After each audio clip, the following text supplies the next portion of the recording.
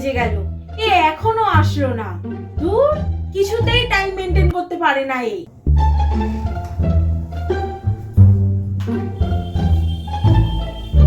রোজ দেরি করে আসবে আর আমাকে বসে থাকতে হবে ওর জন্য। আসুক আজকে, আজকে আমি বলবোই, এরকম করলে তোমাকে আমি আর রাখতে পারবো না। কিছু বলছো নাকি বৌদি?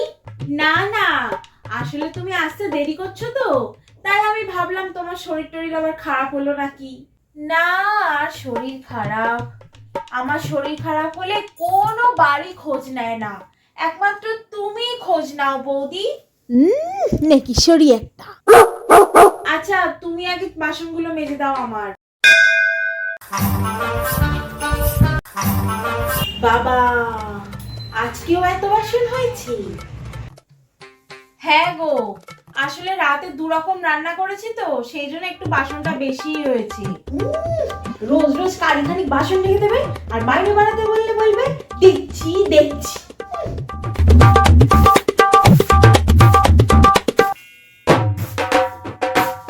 খাটের নিচটা ভালো করে ঝাঁট দিয়ে দাও।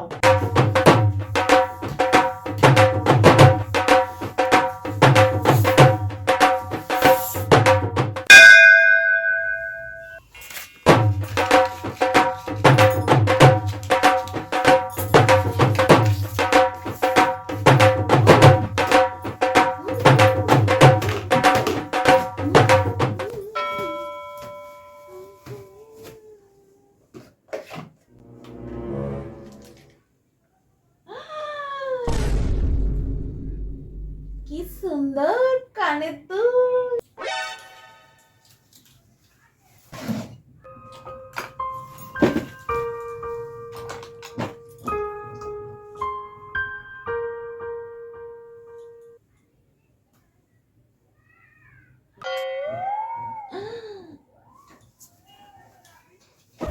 চম্পাদি, একটু রান্নাঘরে আসো তো। বলো। এই আলু দুটো একটু কেটে দাও তো, ভাজবো। 20 minutes later. বাবা, এ কি আলু কেটে দিয়েছে! এত বড় বড় দুটো আলু দিলাম, এইটুকু করে দিয়েছে। এত মোটা মোটা আলুর খোসা ফেলেছে। চম্পাদি, আলুর খোসাগুলো মনে হচ্ছে তুমি একটু বেশি মোটা মোটা কেটে ফেলেছো। আমি তো এইরকমই কাটি। হ্যাঁ হ্যাঁ, ঠিক আছে, কোনো ব্যাপার না, ঠিক আছে। এই মেয়ে, তোর কতক্ষণ লাগে রে খেতে? তাড়াতাড়ি কর, আমি বাসন মাজবো। ভালো লাগছে না খেতে। ওই দেখি।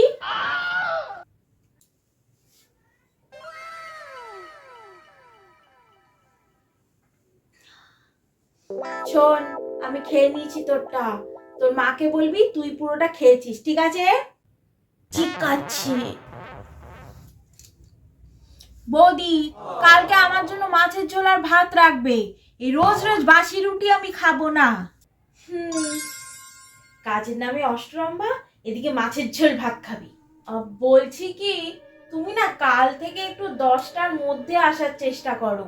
অত টাইম মেনটেন করে আমি আসতে পারবো না। আমার জন্য তুমি দুপুর 12টা অবধি দেখবে, না হলে নিজের কাজ নিজে করে নেবে। হ্যাঁ, ঠিক আছে ঠিক আছে, তুমি তোমার টাইম মতোই এসো। কি জ্বালা হয়েছে না কাজের লোককে নিয়ে, দূর। উফ, কিছু বলাও যাবে না একে, আবার যদি কাজ ছেড়ে দেয়, এত কাজ কে করবে? আসছি আমি। হ্যাঁ, এসো। আজকে আবার তুই আমাকে টাইম মেনটেন করে আসতে বললি তো। দেখ, কালকে তোর বাড়িতে আসবোই না কাজ করতে।